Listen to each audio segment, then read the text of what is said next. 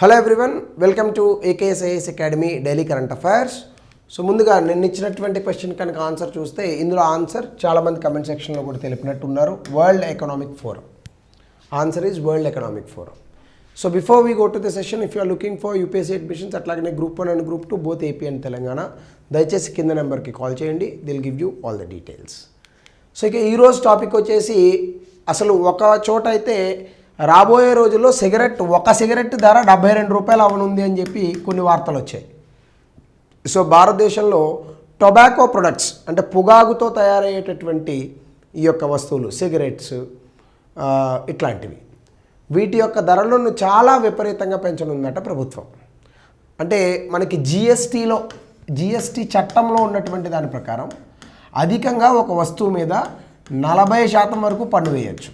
So ఇప్పుడు ఈ 40% పన్నుని మొట్టమొదటిసారి ఈ యొక్క సిగరెట్స్ పైన వేయడానికి ప్రభుత్వం ఆలోచిస్తోంది. ఎందుకంటే ధరలు ఎక్కువ పెంచితే వీటిని కాల్చేటటువంటి వ్యక్తులు ఎవరైతే ఉంటారో వాళ్ళు తగ్గుతారు, దానివల్ల వాళ్ళ యొక్క ఆరోగ్యాన్ని కూడా ఒక రకంగా బాగుపరిచినట్టు అవుతుంది అనేటటువంటిది ప్రభుత్వం యొక్క ఆలోచన. సో దీన్నే డిటరెంట్ మెకానిజం అని అంటారు. సో కేంద్ర ప్రభుత్వం దీనికి సంబంధించి సెంట్రల్ ఎక్సైజ్ యాక్ట్కి అమెండ్మెంట్ నుంచి తీసుకొచ్చింది 2025. అయితే ఈ యొక్క మార్పులు ఫిబ్రవరి 1 నుంచి రాబోతున్నాయట. సో జిఎస్టీ కంపెన్సేషన్ సెస్ అనేటటువంటిది ఆగిపోతుంది. సో దీంతో పాటుగా ఎక్సైజ్ డ్యూటీలు మారతాయి. టొబాకో ప్రైసెస్ అంటే పొగాకు ఉత్పత్తులు అనేటటువంటిది ఏవైతే ఉన్నాయో ఇది ప్రజానీకం తాలూకా ఆరోగ్యం దృష్ట్యా ఈ యొక్క రేట్లు అనేటటువంటివి, ధరలు అనేటటువంటివి పెంచబోతున్నారు. సో దీని గురించి కనుక మనం చూస్తే finance ministry health security national security act 2020 తీసుకొచ్చి మసాలా అంటే ఇక్కడ మనం తినే మసాలా కాదు, పాన్ మసాలా. సో వీటి మీద అధిక పన్నులు వేసి ఫిబ్రవరి 1 నుంచి పన్నులు పెంచనుంది. సో బీడీలు కూడా 18% జిఎస్టీ నుంచి 28% జిఎస్టీకి ఇప్పుడు మారబోతున్నాయి. 18% జిఎస్టీ బీడీలు 18% జిఎస్టీలోకి వస్తాయి. గతంలో 28% జిఎస్టీలో ఉన్నాయి. అదే కదా చెప్పాడు. Beedis move to 18% GST from defunct 28% slab. అలాగే ఇంకా ఇతర బీడీలు కాకుండా ఇతర టొబాకో ప్రొడక్ట్స్ ఏవైతే ఉన్నాయో వాటి మీద 40% పన్ను వేస్తారు. సో అంటే సిగరెట్లు కాల్చే వాళ్ళు అది మానేసి బీడీలు కాల్చుకోవాలని కూడా ప్రభుత్వం చెప్తున్నట్టుగా ఉంది ఇక్కడ. బట్ అంటే ఎందుకు చెప్పానంటే, నేను అది ప్రభుత్వం చెప్పలేదు, ఎక్కడో ఫేస్బుక్, ఇన్స్టాగ్రామ్ ఇలాంటి వాటిలో ఒక పోస్ట్ ఒకటి చాలా వైరల్ అయింది. ఇప్పుడు సిగరెట్లు ఎక్కువ రేట్లు పెరిగాయంటే కింద వాడు ఎవడో కమెంట్ అనమాట, లైక్ ఒక పోస్ట్లో బీడీలు కాల్చుకుంటాం అని, మానేస్తామని అనట్లే, బీడీలు కాల్చుకుంటాం అంటారు. సో కాబట్టి అట్లా 40%కి ఇప్పుడు టొబాకో ప్రొడక్ట్స్ మీద పన్ను వేయనున్నారు. సో దీనికి సంబంధించి సెంట్రల్ ఎక్సైజ్ అమెండ్మెంట్ యాక్ట్ ఒకటి ఉంది, సెంట్రల్ ఎక్సైజ్ యాక్ట్ 1944 తాలూకా అమెండ్మెంట్. ఇక్కడ టొబాకో ప్రొడక్ట్స్ అంటే పొగాకుకు సంబంధించినటువంటి ఉత్పత్తులపైన ఎక్సైజ్ డ్యూటీస్ అనేటటువంటి పెంచనున్నారు, దానికి రిలేటెడ్ వాటిపైన కూడా. అలాగే మనం ఇక్కడ చూస్తే ఈ టొబాకో ప్రొడక్ట్స్ ఇవన్నీ కూడా జిఎస్టీ ఫ్రేమ్వర్క్కి బయట ఉన్నాయి, ఫుల్ జిఎస్టీ ఫ్రేమ్వర్క్లో లేవు అవి. కొన్ని రాష్ట్రాలు వాటికి కొంత వ్యతిరేకత చూపిస్తున్నాయి. సో మన దేశంలో ట్యాక్సేషన్ ఎట్లుంది అని కనుక మనం చూస్తే ఇండియాలో మల్టీ లేయర్డ్ ట్యాక్సేషన్ ఉంది. అంటే టొబాకో ప్రొడక్ట్స్ ఏవైతే ఉన్నాయో అవి కేవలం జిఎస్టీ కాదు, ఇంకా చాలా పన్నులు ఉంటాయి. అదేంటంటే 1 జిఎస్టీ ఉంటుంది, 2 సెంట్రల్ ఎక్సైజ్ డ్యూటీ ఉంటుంది, సెస్ ఉంటుంది. గతంలో ఈ సెస్కి కొంత కంపెన్సేషన్ ఇచ్చారు, ఇప్పుడు అది తీసేశారు. కాబట్టి కేవలం జిఎస్టీ కాదు, సెంట్రల్ ఎక్సైజ్ డ్యూటీ, సెస్, ఇలా అనేక పన్నులు అనేటటువంటివి ఉన్నాయి ఈ టొబాకో ప్రొడక్ట్స్ మీద. ఇప్పుడు ఈ టొబాకో ప్రొడక్ట్స్ని మనం సాధారణంగా ఏమంటామంటే డీమెరిట్ గూడ్స్ అని అంటాం. అంటే వీటి వల్ల ఏం ఉపయోగం లేదని. సో జిఎస్టీలో వీటి మీద డీమెరిట్ గూడ్స్ అని అంటారు. దీని కారణంగానే వీటిపైన అత్యధికంగా పన్నుల భారాన్ని మోపుతున్నారు. అంటే వీటి మీద పన్నులు మోపున సాధారణ ప్రజానీకానికి వచ్చే నష్టం ఏమీ లేదు, కావాలంటే మానేస్తారు అనేటటువంటిది ప్రభుత్వం యొక్క ఆలోచన. అలాగే ఆబ్జెక్టివ్, ఇప్పుడు అధికంగా పన్నులు ఎందుకు వేస్తున్నారు అంటే, ఫస్ట్ వీరిని ఎవరైతే కాలుస్తున్నారో వాళ్ళ యొక్క కన్జంప్షన్ అంటే వాటి మీద వాళ్ళు ఖర్చు పెట్టేటటువంటి డబ్బు కానీ లేదా వినియోగదారులని తగ్గించడం అనేటటువంటిది ఇక్కడ అనుకోవచ్చు. 2, అయినా సరే కాల్చిన ప్రభుత్వానికి అధికంగా ఆదాయం వస్తుంది. అలాగనే టొబాకో ప్రొడక్ట్స్ అనేటటువంటివి సాధారణంగానే గతంలో పన్నులు పెంచినప్పటికీ అవి అఫోర్డబుల్గానే ఉన్నాయి. అంటే ఇంకా ప్రజలు కొనుక్కొని వాటిని కాల్చగలిగేటటువంటి ధరల్లోనే ఉన్నాయి. అలాగనే ఇన్కమ్ గ్రోత్ అంటే మనందరికీ కూడా ఆదాయం అనేటటువంటిది కాస్త పెరుగుతుంది, ద్రవ్యోల్బణానికి అడ్జస్ట్మెంట్స్ ఉన్నాయి, ప్రొడక్ట్ సిగ్మెంటేషన్, వీటి కారణంగా ఇంకా కూడా సిగరెట్స్ ధరలు పెరిగినా కాల్చేటటువంటి పరిస్థితుల్లో ప్రజానీకం ఉన్నది. ఈ కారణాల వల్ల ఈ ఎఫోర్డబిలిటీ వల్ల ఇప్పుడు ఒక కన్సర్న్ వచ్చింది ఏంటంటే ప్రభుత్వం పన్నులు పెంచినప్పటికీ సిగరెట్లు కాల్చేటటువంటి వ్యక్తుల సంఖ్య తగ్గాలి కానీ పెరుగుతూనే ఉంది. ఇది ఎందుకు అనేటటువంటి ఉద్దేశంలో ఈ పన్నులు సిగరెట్లు కాల్చేటటువంటి వ్యక్తుల్ని ఆపట్లేదు కాబట్టి ఇంకా అధికంగా పన్నుల భారాన్ని మోపాలి అనేటటువంటిది ఇక్కడ ఆలోచన. అలాగనే ఇక్కడ మనం లోపలికి వెళ్తే ఈ చట్టంలో ఇప్పుడు ప్రభుత్వం తీసుకొచ్చిన సెంట్రల్ ఎక్సైజ్ చట్టం ఏదైతే ఉందో అందులో ఉన్నటువంటి కొన్ని కీ ఫీచర్స్ ఏంటంటే ఇవి సెంట్రల్ ఎక్సైజ్ డ్యూటీస్ని టొబాకోకు సంబంధించి అంటే పొగాకుకు సంబంధించినటువంటి వస్తువులపైన ఆ ట్యాక్స్ పన్నుల యొక్క భారాన్ని పెంచడానికి ప్రభుత్వానికి కొంత అధికారాలను ఇస్తుంది. అలాగనే కంపెన్సేషన్ సెస్ అనేటటువంటి దాన్ని తొలగిస్తారు. సో కాబట్టి టొబాకో ప్రొడక్ట్స్ మీద మీరు చూస్తే అన్మ్యానుఫ్యాక్చర్డ్ టొబాకో అంటే తయారు మాత్రం ఏం చేయకుండా రా టొబాకో అనుకుంటే దాని మీద ఇంత పన్ను 64% ఉంటే 70 పెరిగింది.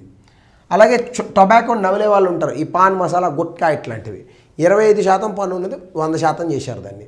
హుక్కా 25 నుంచి 40%, అంటే పైప్స్ సిగరెట్స్ 60% నుంచి 325% పన్నులు పెరిగే అవకాశం ఉంది. సిగరెట్స్ 200 నుంచి 775 రూపాయలు ఉన్నటువంటి సిగరెట్ ఇప్పుడు 2700 నుంచి 11,000 రూపాయలు, ఒక 1000 స్టిక్స్. అంటే ఫర్ ఎగ్జాంపుల్ ఇలా చూసుకుందాం మనం, అంటే ఒక 1000 సిగరెట్లు ఉన్నాయనుకోండి. సో 1000 సిగరెట్లు గతంలో 200 రూపాయలు అని అనుకుంటే సిగరెట్ 5 రూపాయలు అయింది. ఇప్పుడు అదే అంతే కదా ఇప్పుడు అదే 1000 సిగరెట్లు రివర్స్లో చెప్పినాను నేను, అంతే 1000 సిగరెట్లు 200 రూపాయలు అని అనుకుంటే మీరు రైట్. సో ఇప్పుడు మీకు ఎంత అయింది ఇక్కడ, సిగరెట్ ₹10 కూడా కొన్ని సిగరెట్స్ వస్తాయి. కానీ ఇప్పుడు దీన్ని పెంచుతున్నారు ఎంత, ఈ 200 రూపాయలని 2700 చేస్తున్నారు. అంటే దాదాపు ₹10 ఉన్న సిగరెట్ ₹5 కానుంది. ₹10 ఉన్నటువంటి సిగరెట్ ఇంటూ 10 వేసుకోండి ₹100 వెళ్తుంది.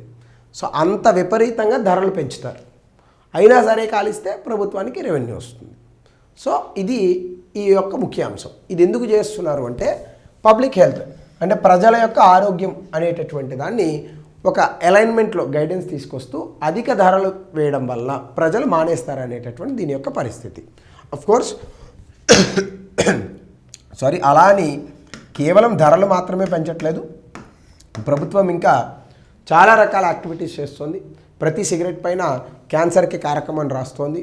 ప్రతి చోట ఎక్కడన్నా సిగరెట్ అడ్వర్టైజ్మెంట్స్ లాంటివి వస్తున్నా కూడా మూవీస్ అలాంటి వాటిలో సిగరెట్ ప్రాణాంతకము, క్యాన్సర్ బారిన పడే అవకాశం ఉంది, నా 2 గాజులు అమ్ముకున్నాను, ఇలాంటి అనేక రకాలైనటువంటి విజువల్ యాడ్స్ ద్వారా ప్రభుత్వం ప్రజలకు అవగాహన కల్పిస్తోంది. అయినా మాడకపోతే వాళ్ళ ఇబ్బంది వాళ్ళది. సో జిఎస్టీ రీస్ట్రక్చరింగ్ కనుక మనం చూస్తే బీడీలను 18%కి తగ్గించారు జిఎస్టీ, ఇతర టొబాకో ప్రొడక్షన్ 40%లో పెట్టారు. సో కాబట్టి ఇప్పుడు జిఎస్టీ అనేటటువంటిది కొత్త వాల్యుయేషన్ మెకానిజం ఎట్లా ఉంటుందంటే జిఎస్టీ అనేటటువంటిది రిటైల్ సేల్ పైన వేస్తారు. Declared on the package for chewing tobacco, gutka, khaini, zarda వీటన్నిటిని అక్కడ రిటైల్ ప్రైస్ ఎంతైతే ఉందో దానికి పైన ఇప్పుడు జిఎస్టీని అదనంగా వేసేటటువంటి పరిస్థితి. సో ఈ జిఎస్టీ కంపెన్సేషన్ సెస్ అంటే ఏంటి, ఇది ఒక ఎడిషనల్ డ్యూటీ. దేని మీద వేస్తారు, కొన్ని వస్తువులపైన వేస్తారు. దేనికి వేస్తారు, జిఎస్టీలోకి రావడం కారణంగా కొన్ని రాష్ట్ర ప్రభుత్వాలకు వాళ్ళకు వచ్చేటటువంటి రెవెన్యూ అనేటటువంటి తగ్గిపోయింది. సో దీని కారణంగా జిఎస్టీ కంపెన్సేషన్ సెస్ అనేటటువంటి దాన్ని తీసుకొచ్చి ఎడిషనల్గా కొన్ని వస్తువులపైన జిఎస్టీ కంపెన్సేషన్ సెస్ వేసి ఈ వచ్చినటువంటి డబ్బుల్ని ఏ రాష్ట్ర ప్రభుత్వాలకైతే రెవెన్యూ తగ్గిందో ఆ రాష్ట్ర ప్రభుత్వాలకు అందించేది కేంద్ర ప్రభుత్వం. కానీ చెప్పినంత ఇలా కొన్ని రాష్ట్ర ప్రభుత్వాలకి 5,000 కోట్లు ఇస్తానన్నారు ప్రభుత్వం, కేంద్ర ప్రభుత్వం, కానీ చాలా ప్రభుత్వాలకి ఇవ్వలేదు. అందులో తెలంగాణ, ఆంధ్ర కూడా ఒకటి. సో ఇది 2017లో తీసుకొచ్చాం మనం జిఎస్టీని. ఆ రోజులోనే ఈ యొక్క జిఎస్టీ కంపెన్సేషన్ సెస్ అనేటటువంటిది తీసుకొచ్చారు.